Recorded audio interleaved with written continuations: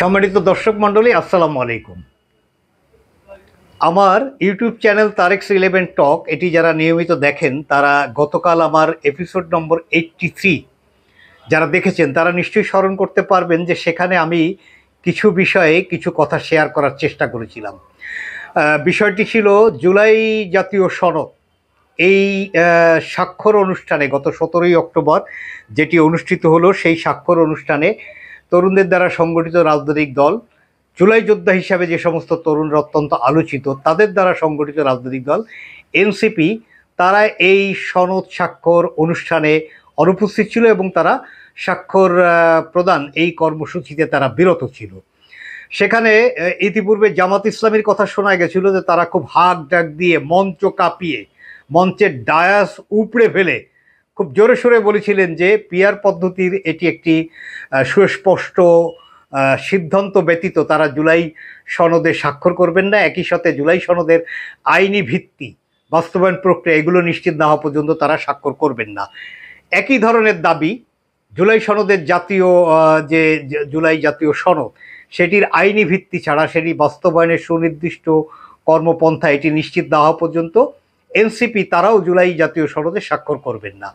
দুটি দলের এই সমস্ত কথাবার্তার মধ্যে একটা মিল ছিল, কিন্তু আমরা দেখেছি সেই সনদ স্বাক্ষর অনুষ্ঠানে জামাতে ইসলামীর দুজন প্রতিনিধি তারা সহস্যে এবং যথেষ্ট আনন্দ চিত্তে তারা সেই স্বাক্ষর অনুষ্ঠানে উপস্থিত ছিলেন, তারা স্বাক্ষর করেছেন, অন্যান্য কার্যক্রমে অংশগ্রহণ করেছেন।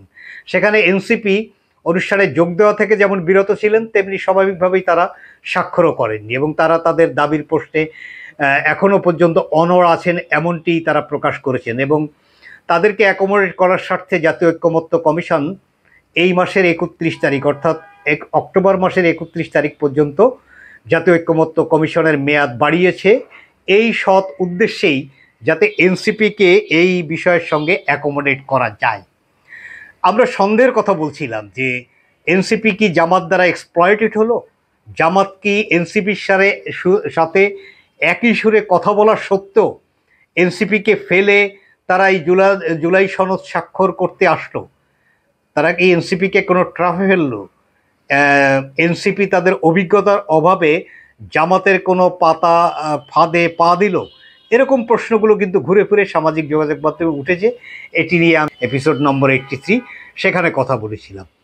সেটি যে একেবারে সন্দেহটা যে অমূলক নয়, সেটির একটা সূত্র খুঁজতে গেলে আজকে তার একটা প্রমাণ পাওয়া যায়। আজকে রবিবার 19 অক্টোবর নাহিদ ইসলাম, এনসিপির আহ্বায়ক, তিনি তার ভেরিফাইড ফেসবুকে একটি স্ট্যাটাস দিয়েছেন যেটি জামাত ইসলামীকে নিয়ে অত্যন্ত বিস্ফোরক মন্তব্য এভাবেই বিবেচনা করা যায়। আমি আপনাদেরকে সংবাদটি পড়ে শোনাই। বিবিসি নিউজ বাংলা সহ বেশ কয়েকটি গণমাধ্যমে এই সংবাদটি যথেষ্ট গুরুত্ব দিয়ে প্রকাশিত হয়েছে। নিঃসন্দেহে এটি একটি চাঞ্চল্যকর খবর। খবরের শিরোনামটি হচ্ছে জামাতের বিরুদ্ধে বিস্ফোরক স্ট্যাটাস নাহিদের। বাংলাদেশ জামাত ইসলামের বিরুদ্ধে বিস্ফোরক স্ট্যাটাস দিয়েছেন জাতীয় নাগরিক পার্টি এনসিপির আহ্বায়ক নাহিদ ইসলাম। দলটির আনুপাতিক প্রতিনিধিত্ব অর্থাৎ পিআর পদ্ধতির সমালোচনা করেন তিনি। রবিবার 19 অক্টোবর সামাজিক যোগাযোগ মাধ্যম ফেসবুকে এ সংক্রান্ত একটি পোস্ট দেন নাহিদ ইসলাম। উল্লেখ্য যে তিনি ইংরেজিতে এই পোস্টটি লিখেছেন। আমি পোস্টটি সম্পূর্ণ পড়েছি। যথেষ্ট পরিশীলিত এবং ভেবে চিন্তে সংগঠিত একটি স্ট্যাটাস, অন্তত তার দৃষ্টিভঙ্গিতে সেটি মনে করার যথেষ্ট যুক্তিসঙ্গত কারণ আছে। নাহিদ সেখানে যেটি লিখছেন তার বাংলা অনুবাদ করেছে এ সমস্ত মাধ্যমগুলো। জামাত ইসলামী ঘোষিত তথাকথিত আনুপাতিক প্রতিনিধিত্ব অর্থাৎ পিআর আন্দোলন আসলে ছিল একটি পরিকল্পিত রাজনৈতিক ছলনা। এই আন্দোলনের মূল উদ্দেশ্য ছিল ঐক্যমত্য কমিশনের সংস্কার কার্যক্রমকে বিপথে নেওয়া এবং জাতীয় সংলাপকে জনগণের গণ আন্দোলনের আলোকে রাষ্ট্র সংবিধানের পুনর্গঠনের প্রশ্ন থেকে সরিয়ে দেওয়া। লক্ষ্য করুন কি বিস্ফোরক বিষয়। নাহিদ বলেন, সংসদে আনুপাতিক প্রতিনিধিত্বের ভিত্তিতে একটি উচ্চকক্ষ গঠনের দাবি ছিল সাংবিধানিক নিরাপত্তার অংশ হিসাবে একটি মৌলিক সংস্কার প্রস্তাব। এর মাধ্যমে একটি অন্তর্ভুক্তিমূলক ও জবাবদিহিমূলক রাজনৈতিক কাঠামো গড়ে তোলার লক্ষ্যে জুলাই সনদের আইনি কাঠামো প্রতিষ্ঠায় জাতীয় ঐক্যের চেষ্টা করা হয়েছিল। যথেষ্ট সংগঠিত কথাবার্তা। তিনি অভিযোগ করেন জামাত ও তার সহযোগীরা এজেন্ডা হাইজ্যাক করে এটিকে কেবল একটি কারিগরি পিআর প্রশ্নে পরিণত করেছে এবং নিজেদের সংকীর্ণ দলীয় স্বার্থে তা ব্যবহার করেছে। তাদের উদ্দেশ্য কখনো সংস্কার ছিল না, বরং ছিল প্রতারণা এবং রাজনৈতিক কৌশল। সংবিধান সংস্কারের আন্দোলনকে তারা দর কষাকষির হাতিয়ারে পরিণত করেছে। নাহিদ বলেন, জামাত ইসলামী সংস্কার প্রস্তাবে কখনোই কার্যকরভাবে অংশ নেয়নি, না জুলাই অভ্যুত্থানের আগে না পরে। তারা কোনো বাস্তব প্রস্তাব, সাংবিধানিক দর্শন বা গণতান্ত্রিক প্রজাতন্ত্রের প্রতিশ্রুতি দেয়নি।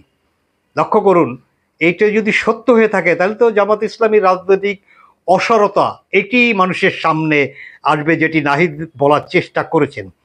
ঐক্যমত্য কমিশনে জামাতের আকস্মিক অংশগ্রহণ ছিল সংস্কারের প্রতি বিশ্বাস নয়, বরং রাজনৈতিক অনুপ্রবেশ এবং অন্তর্ঘাতের কৌশল।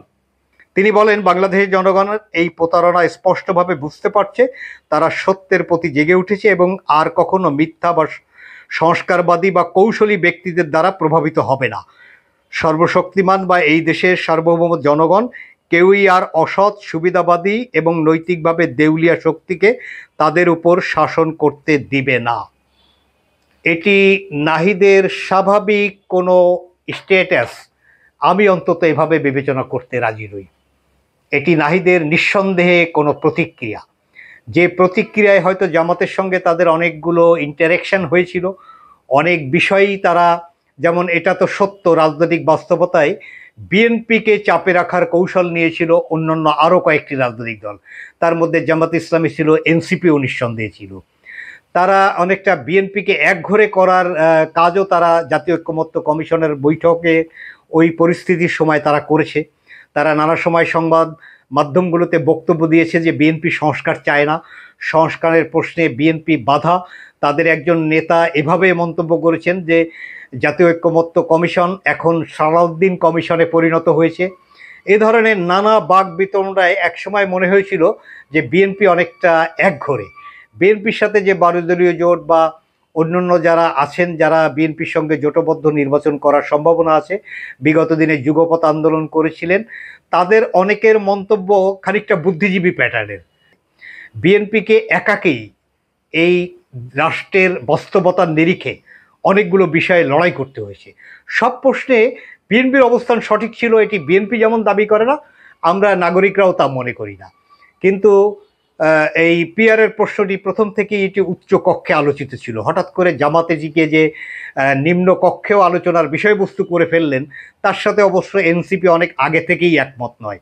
এমনকি পিআরের প্রশ্নে বা অন্যান্য 5টি দাবিতে জামাত যে তার আরও কয়েকটি সংগঠনকে সাথে নিয়ে মাঠে আন্দোলন করছে, সেখানেও এনসিপি অনেক আগে থেকেই দূরত্ব বজায় রেখেছে, তারা এই আন্দোলনে নাই। তারা স্পষ্টত বলেছে তারা উচ্চকক্ষে পিআর চায়, এবং সেটি নাহিদ ইসলাম তার এই স্ট্যাটাসেও ব্যাখ্যা করেছেন যে তারা একটি ভারসাম্য, ক্ষমতায় যাতে কেউ আর ফ্যাসিস্ট না হতে পারে সেজন্য একটি ভারসাম্যমূলক ব্যবস্থা হিসাবে উচ্চকক্ষে পিআর চায়। নাগরিকরা এবং রাষ্ট্রবিজ্ঞানীরা, দেশের বিশিষ্ট জনরা এই প্রস্তাবের ব্যাপারে ইতিবাচক, যে পিআর উচ্চকক্ষে চালু হোক এবং সংসদে একটি উচ্চকক্ষ থাকুক।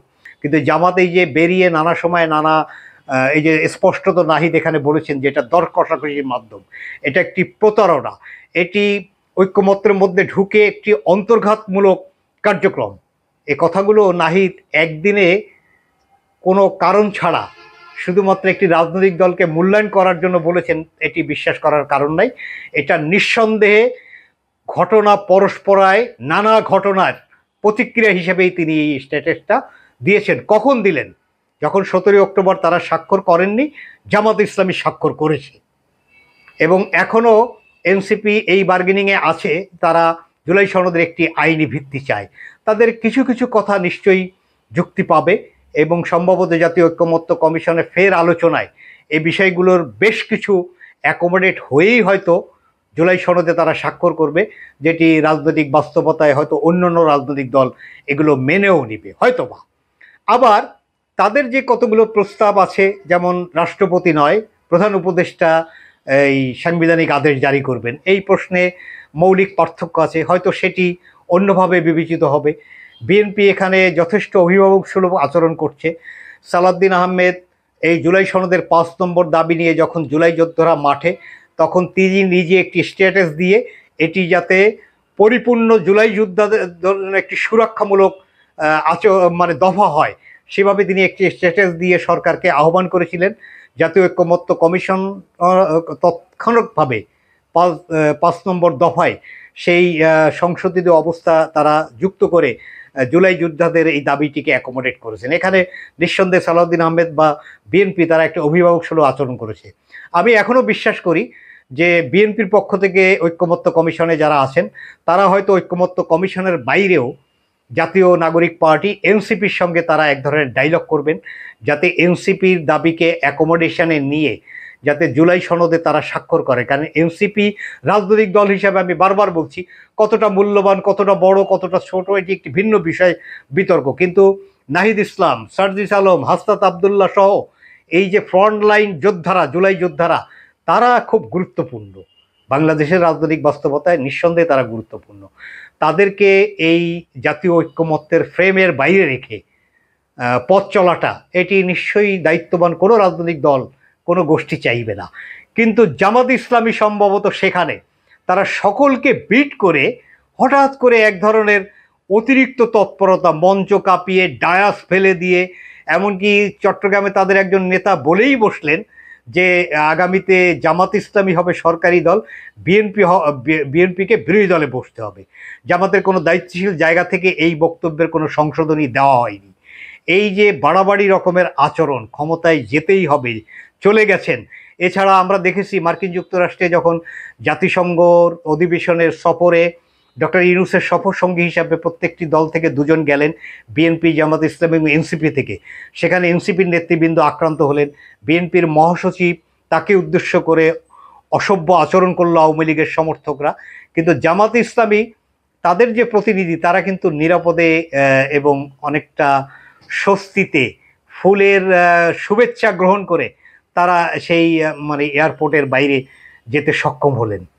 প্রশ্ন সেদিনও উঠেছিল যে আওয়ামী লীগের সঙ্গে তাদের কোনো যোগসাজশে তারা ঘটনাটি জানতে পেরে তারা কোনো কৌশল করেছিলেন কিনা।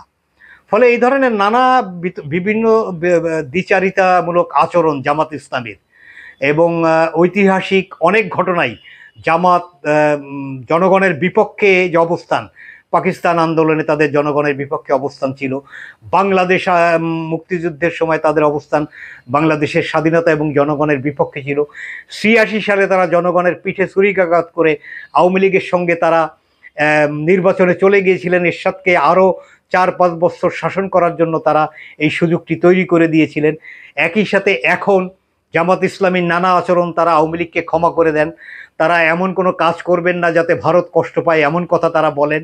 তারা এই পিয়ার পদ্ধতির দাবিতে যে নিম্নকক্ষে পিয়ার পদ্ধতির দাবিতে যে মাঠ গরম করার চেষ্টা করছেন, সেটি হলে বাংলাদেশে আওয়ামী ফ্যাসিস্টের পুনর্বাসনের প্রক্রিয়ার পথ সহজ করে দেওয়া হবে। বাংলাদেশে একটি অস্থিতিশীল সরকার গঠন হতে পারে। অস্থিতিশীল সরকার গঠিত হলে সবচেয়ে খুশি হয় ভারত এবং ফ্যাসিস্ট আওয়ামী লীগ। সেই কাজে জামাত কন্ট্রিবিউট করতেছে। এই সমস্ত নানা বিতর্ক জামাতকে নিয়ে আছে। বিএনপি এতদিন বলছিল, এটা মনে করা হতো যে জামাত বিএনপির প্রতিদ্বন্দ্বী হয়ে উঠছে বলে বিএনপি হয়তো জামাত সম্পর্কে এভাবে বলছে। আজকে এনসিপির আহ্বায়ক নাহিদ ইসলাম জামাত সম্পর্কে যতগুলি বাক্য ব্যবহার করলেন, সম্ভবত 5ই আগস্ট 2024-এর পরে অন্য কোনো রাজনৈতিক গোষ্ঠী, এমনকি জামাতের সমালোচক, এমনকি টক শোতে যারা অংশগ্রহণ করেন, কিংবা যারা জাতীয় বুদ্ধিজীবী হিসাবে জামাতের এই সমস্ত ধর্মীয় লেবাসের রাজনীতি তা নিয়ে যারা কট্টর সমালোচক, তারাও বোধহয় আজকে নাহিদ যতগুলো বাক্য ব্যবহার করে যতটা কঠোরভাবে জামাতের ক্রিটিসাইজ করলেন, সম্ভবত এটি এ পর্যন্ত সর্বোচ্চ। তো আমি আবারও বলতে চাই, এটি নাহিদের স্বাভাবিক কোনো একটা মন্তব্য নয়, এটি নানা ঘটনা পরস্পরায় খুব কাছ থেকে দেখা জামাত সম্পর্কে তার একটি মূল্যায়ন।